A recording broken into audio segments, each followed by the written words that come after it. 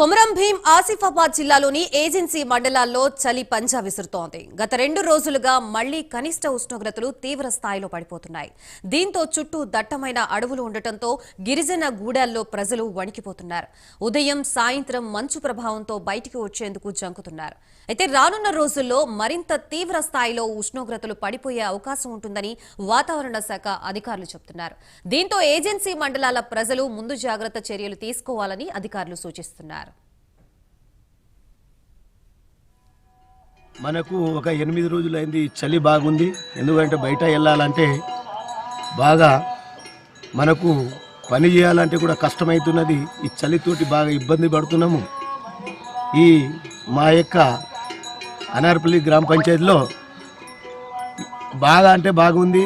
ఈ బార్డర్ పరందొలి కానీ అంతాపూర్ కానీ మనకు ఈ ఏరియాలో చలి ఇంకా వాగు దగ్గరనే ఉంది.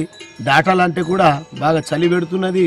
అందరూ పొలాలకు వెళ్ళాలంటే కూడా చాలా ఇబ్బంది పడుతున్నారు.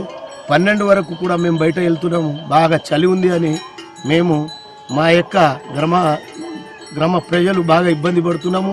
మేము ఈ చలి గురించి ఇంకా ఏం చెప్పాలంటే తెలుస్తలేదు. ఇంత చలి పెడుతున్నది